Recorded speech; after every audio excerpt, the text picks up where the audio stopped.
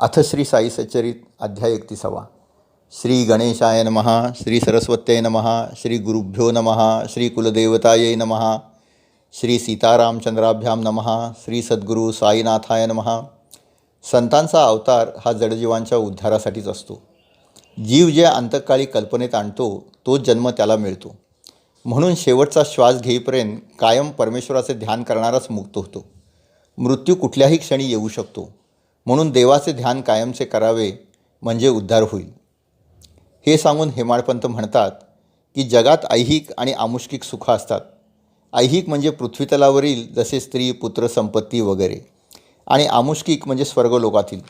दोन्ही सुख निरुपयोगी आणि घातक आहेत। पृथ्वीवरील सुख देहाला घातक आहेत, तर स्वर्गलोकातली सुख ही कायमस्वरूपी नसल्यामुळं पुण्य संपलं की पुन्हा पृथ्वीवर परत पाठवणारी आहेत। त्यातल्या त्यात मग पृथ्वीवरचा मनुष्यजन्म बरा। निदान निष्काम कर्म केल्यास मोक्ष मिळण्याची शक्यता आहे। बाबांनी भक्तांचा उद्धार करण्यासाठी प्रिय भक्तांना आपल्या समोरच मरण दिलं आणि त्यांच्या जन्म मृत्यूच्या फेरा नष्ट करून मोक्ष देण्याची कायमची सोय करून ठेवली। अशा काही कथा या अध्यायामध्ये हेमाडपंथांनी वर्णिलेल्या आहेत। पहिली कथा एका मद्रासी संन्यासीची आहे। ते शिर्डी मार्गे मानस सरोवराला चालले होते। एका जपानी प्रवाशाकडून त्यांना मानस सरोवराची माहिती मिळाली।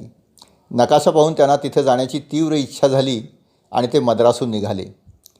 त्यानंतर त्यांना शिर्डी लागली आणि बाबांची कीर्ती ऐकून त्यांना असं वाटलं की बाबांचं दर्शन घ्यावं। शिर्डीला त्यांना हरिद्वारचे स्वामी सोमदेवजी भेटले आणि त्यांना म्हटलं की मानस सरोवर हे गंगोत्रीवर आहे। तिथे दर 50 कोशावर भाषा बदलते, बर्फ फार पडतं, भूतानवासी काही वेळा पीडा करतात। हे ऐकून संन्यासी थोडासा संभ्रमित होता। तो जसा महाराजांच्याकडे गेला तसे महाराज खवळले आणि म्हणाले की याला हाकलून द्या। त्या संन्यासाला काही कळेना।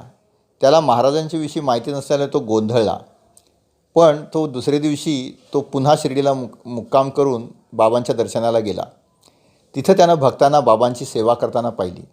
कोणी बाबांचे पाय दाबीत होते, कोणी चरणतीर्थ घेत होते, कोणी अत्तर लावित होते। ते बघून संन्यासी बाबांच्या पाशीच बसला।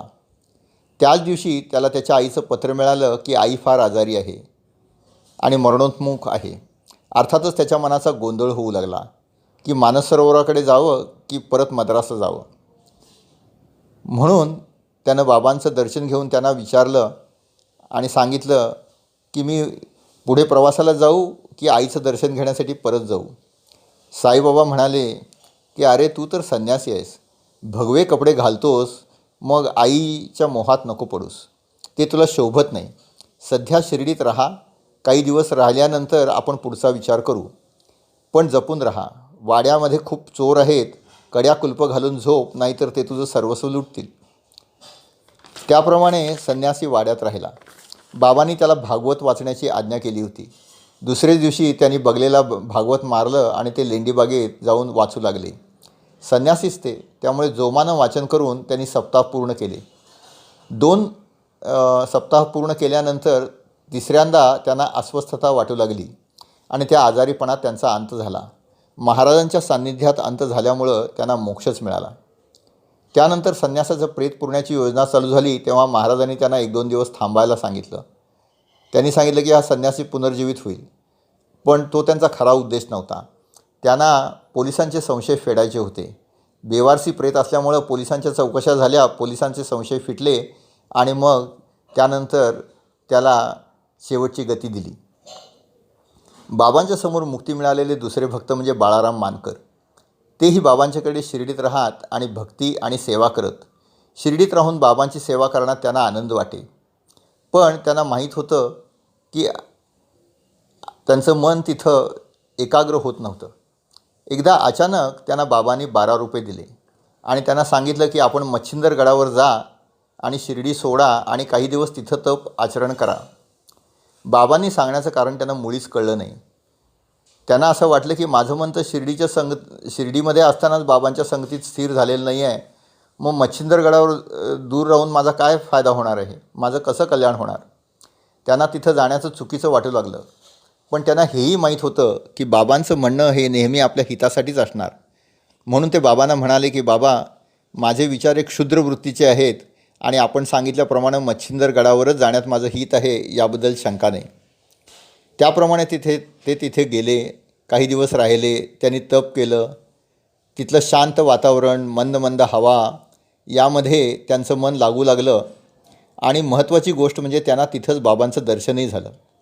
त्यांना बाबांनी विचारलं की आता तू कसा आहेस? तेव्हा ते म्हणाले की बाबा, मला आपण मच्छिंद्र गडावर का पाठवलं?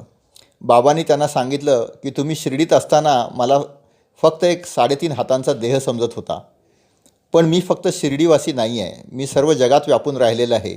आता तुम्हीच खात्री करून घ्या की शिर्डीत राहणारा आणि तुम्हाला इथं दिसणारा मी तो एकच आहे की नाही.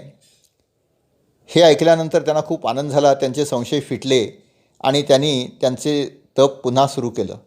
काही दिवस तप केल्यानंतर ते परतले.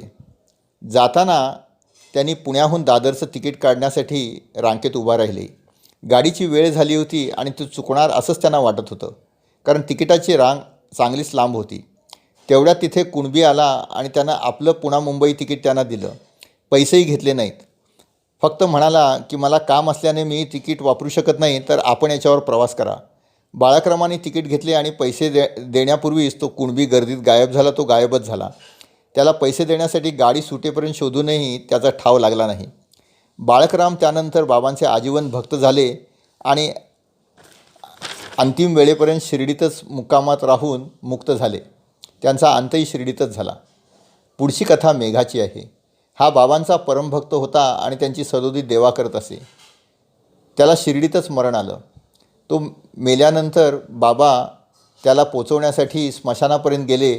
त्यांनी त्याच्यावर फुलं उधळली आणि सामान्य माणसाप्रमाणे शोक करत करत अखेरचा निरोप दिला. अगदी अखेरच्या क्षणापर्यंत बाबा मेघापर्यंत होते, म्हणजे मेघाचा उद्धारच झाला असणार हे नक्की. यापुढील कथा एका प्राण्याच्या उद्धाराची आहे. एक वाघ बाबांच्या निर्याणाआधी शिर्डीत आला. त्याला काही दरवेशांनी साखळीने बांधून बैलगाडीवर लादलं होतं आणि ते बाबांच्याकडे इलाजासाठी आले. अनेक उपाय करूनसुद्धा वाघाची व्यथा काही दूर होत नव्हती, कारण वाघ आजारी होता. शेवटी दरवेशांनी शेवटचा उपाय म्हणून त्याला बाबांच्याकडे आणलं होतं.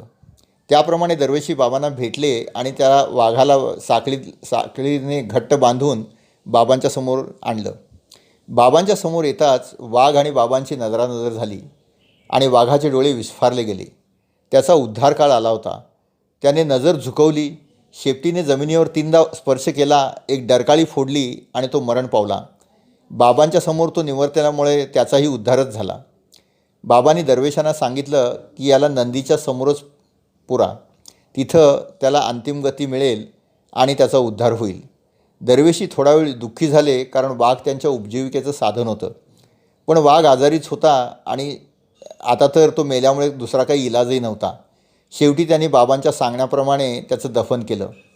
बाबांनी त्याला सांगितलं की हा माणूस होता, याचं आपलं पूर्वजन्मीचं देणं होतं आणि तो दिल्यानंतर तो सुटलेला आहे. त्याप्रमाणे दरवेशांनी ती गोष्ट मान्य केली आणि ते निघून गेले.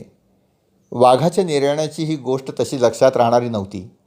पण एक गोष्ट म्हणजे बाबांनी मनुष्याप्रमाणे एका प्राण्याचाही उद्धार केला. आणि दुसरं विशेष म्हणजे वाघाचा मृत्यू झाल्यानंतर काही दिवसात बाबाही मरण पावले आणि मोक्ष प्राप्तीला गेले. त्यामुळे वाघाच्या निर्याणाची ही कथा सर्वांच्याच लक्षात राहिली. श्री सद्गुरू साईनाथार्पणमस्तु. शुभम भवतु, शुभम भवतु, शुभम भवतु.